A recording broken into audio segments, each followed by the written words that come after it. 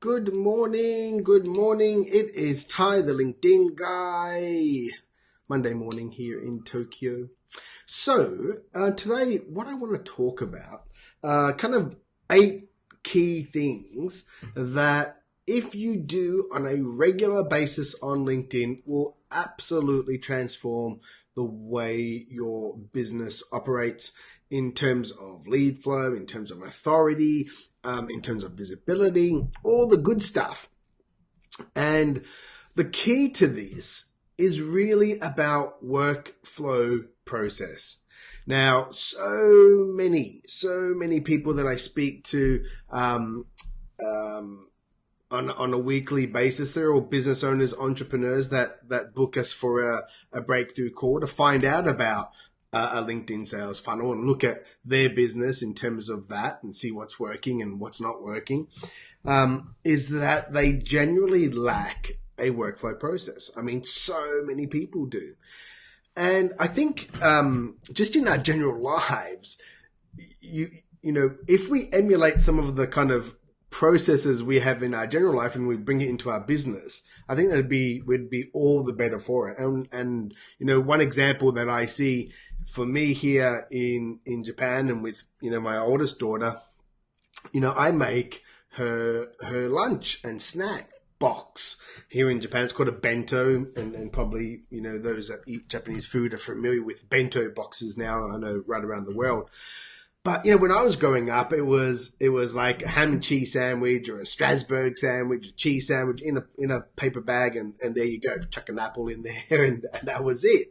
But in Japan, you know, every day the kids get something different, and it has multiple dishes because that's just the way, you know, the Japanese culture is. And therefore, I've got to make in the morning, you know, 7 or 8 little different dishes, and they go in this box a certain way, and I've got to pack it and stack it, and then they have it at school. And I follow a routine every single day. I follow the same routine, how I make it and how I prepare it, and it gets it done, you know, usually takes a good 30 minutes or so. The other day, though, for some reason, inexplicitly, I can't think of the word, I changed the process of how I do something, and I left out a couple of steps and I tried something different, and man, it was a mess, you know? And it's like this, your morning routine. I'm sure if you look at your morning routine, you do the same thing every day, right? You get up, the way you get up, the way you process. And when you change that process, have you noticed how things just go off and how kind of whack things get? And it's the same thing with your business. What you should be looking at, in particular with LinkedIn, is that you've got to get into a routine of doing activities that are really output driven and, you know, outcome driven, should I say. You should be thinking about the activities that you need to do on LinkedIn and put them in a workflow process. Now, why a workflow process? Well, and I was taking some notes about this this morning. When you have a workflow process in place, it's simply going to improve the quality of your product and your service, especially the one that you're delivering to the market. It's essential to have you. When you have a workflow process, it also really reduces redundancies, because what happens as you start to do things, any kind of task, and then you break it down into a process and then you implement it, you start to realize, oh, I'm doubling up here. Or here, I don't need to do that because this is taken care of here. So having a workflow process can be really, really beneficial for identifying those kind of redundancies. It allows you to kind of eliminate them. Yeah. It also gives you a great understanding of time. Now, as a business entrepreneur, we're all given the same amount of time every day. When you put in workflow processes, it really allows you to kind of block time, and you know, well, I can get this certain amount of output done in this certain amount of time, and therefore you're able to program it into your day. And this is a huge part of why some people generate so much content, have so much output every day, is generally the ones that I've seen, the best ones, is that they, whether consciously or subconsciously, they are blocking their day into, you know, set tasks and set outcomes. So when you have a really thorough understanding of your workflow process and you have one in place and you know the time that it takes to do it, it's really easy to put into your day and it keeps you on track. But the great thing is you're able to slot that in at any stage. The more processes that you have, and the better understanding of the time to do that, man, it frees up so much time in your day, because you're not thinking, what am I doing next? Where do I put this? How do I do this? It just intuitively you will start to be able to then block your day better and be able to take action. The other thing, a workflow process never forgets, right? If you have a workflow process that's written down, if you have a set of processes, when you have those kind of brain moments where you just like, for some reason, you can go back to your workflow process. Now, I have a whole list of different workflow processes for different activity I do. Now, after using them so many times, many of them are just now habitual. But if it's a process that I haven't used for some time, I'll pull it out and I'll go through the steps. It's just like a pilot, right? They don't just get in a plane, turn the engine on and fly off. They go through a checklist, and essentially it's a workflow process before starting an engine. And it's the same thing that you should do.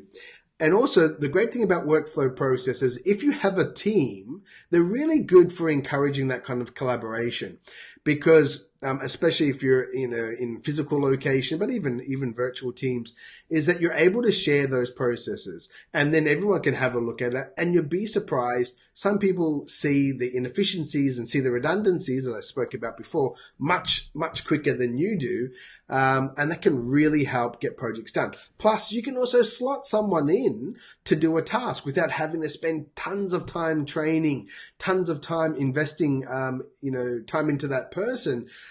When they have a workflow process that they can easily follow, it just makes life that much easier. So there's a few tasks that I recommend that you look at and that you put into a workflow process. And some of these, I'm just going to list them through. There's just 8 key ones that, I want you to kind of think about. And if you don't have a workflow process, then start thinking about how to implement one.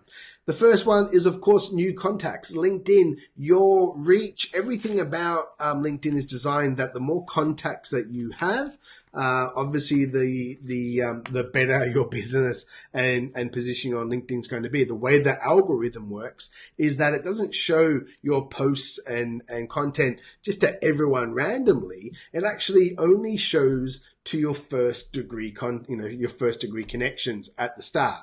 It then, based on the engineering blog of LinkedIn, it talks about, it then shows a little bit more to more of your first connections. And then if that's getting a lot of engagement, it then fires it off to second and third plus connections. So obviously a huge part of success on LinkedIn is by building a strategic group of people that ideally are your ideal client avatars, and more importantly are active. Like I can't stress this enough. Go around building your network on LinkedIn every day, new contacts, adding new contacts that are within your ideal client avatar and are active. Big tip there, guys. The second one is messaging, like getting in there and messaging into these new contacts. These are just tasks that you've got to put into this workflow process that I just mentioned. Engagement with the influencers. Now, Gary Vee just put this video out the other day and called it, the $1.80, what do they call it? $1.80 process or whatever, like revolutionary. Like, yeah, dude, been doing it for years and years and years. I call it favor magic, a little bit more detailed in my process, but the same thing. You should be engaging every day with certain influencers in your market, or at least put this into a workflow process. Messages that are going to nurture existing leads. This is an important one. So many people fail to then nurture those existing leads inside LinkedIn. And know this, the beauty of LinkedIn Messenger and Inbox is that you have 100% deliverability. Okay?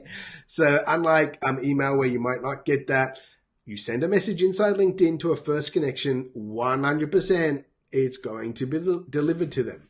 And near 100% open. right? Especially if you're dealing with a group of avatars, and hopefully you've stacked your connections with ideal client avatars that are active. And remember, active is someone that has come on and posted on LinkedIn in the last 30 days. Doing the nurturing of these first degrees really, really essential to stay top of mind. And as these people go through that pyramid of awareness of their problem, we all know the sales funnel. You want to be in front of them. You want them to come to you, and especially if what you offer solves their bleeding neck problem. You're going to be in the money. You're going to be in the money. So nurturing of those existing leads is really, really important. Content creation. Now, content creation, and Gary was talking about this the other day, and organic reach. It's great when you've got, hundreds and hundreds of thousands of followers, but for the majority of us schlumpers, we don't have that. Now, content creation is a great one. Of course, I'm never saying don't do it. It is the slowest route on LinkedIn, just simply because, you have to be great at producing stuff that is going to really resonate with your ideal client avatars. And I don't mean finding great videos of this and that and putting up there that just aren't related to your business. I mean, that's all good and fine if you have some kind of generalist type of business, which probably means you're not that successful, because it's really the niche and specialization where I see people crushing it. But, content creation, putting it into your workflow process is never going to be a bad thing. And I know some of us are great at it. Some of us just suck at it. And, even I don't like doing it, but, sometimes we've got to do it. And then also put into your workflow process of visiting profiles and getting that small kind of look back, can also aim, especially when you're doing a bit of your business intelligence gathering and you're going out there and examining potential clients, putting a workflow process in place where you can actively visit a certain amount of people every day. These are all things that LinkedIn like you to be doing. They have a score. It's called the SSI, Social Selling Index Score, and it gives you 4 pillars of activity that they rank as important on LinkedIn. And all of those things that I just mentioned, all of them get kind of ranking in your SSI. And those that I just spoke about in particular are the ones I feel the most get the most results. But it's a case of going in there every day, having an outcome in mind, and then executing it every single day. And that's why putting a workflow process together for your different activities that you're going to do within a certain time frame, and then executing on it every single day, or as much of it every single day as possible, is going to get you those results that have been eluding you. Because what I see over and over again are people don't really go in there with any kind of outcome in mind. They don't go in there with any intent. And what happens is you get inside LinkedIn and you start to kind of move around just going for the red dot. You got your notifications, you check that out and you do some stuff and you end up, sitting there reading articles about Elon Musk's new rocket. And 30 minutes go by and you're like, well, thanks, LinkedIn. Again, nothing. Again, nothing from you, LinkedIn. So I understand that to be the case. But guys, those activities in particular, do them and put them in a workflow process. It will save you so much time, frustration, and it will keep you focused. And when you have that, and when you're constantly getting outcomes from your activity every time you go inside LinkedIn, it just makes it going back into LinkedIn the next day that much easier, right? It's not a fun, some people really love it. I don't love it at all. But it's been a platform that has generated me multi-millions. So I just can't ignore it. But if I go in there, and that's why I create my own workflow processes, have my clients create that, so then they can get in there and get out as quick as possible. But in that short amount of time, what usually would take them hours and hours, they're getting done within 40 to 60 minutes. Concerted, concentrated, focused effort with inside the platform. That's what's going to be the differentiator of you having success in there or not, and going back in there regularly or not. Because like anything, when we don't see those results, we just don't keep on doing it for long. It's like going to the gym. Unfortunately, I want to go there that day, have a result like, wow, great. It's really like going there every single day and then looking back a month later, 2 months later, I'm like, okay, now I see the difference. That's the same on LinkedIn. It can feel like you're getting nowhere. And I understand that. But every single day, building, practicing, sharpening your blade of how to do your searches, how to filter people, how to engage people. The more you do it, the better and better and better you get at it. So anyway, that's what I wanted to talk about today. Some of the key activities just on the messaging, like, of course, following up messages as you get them, really, really important. Just want to drop that in there. But I hope that gives you some food for thought. 8 activities that you should be doing, but put them in a workflow process. Otherwise, you're just going to be going in there random, and getting nothing done. All right, that's it for me today. I'll see you all later. Bye.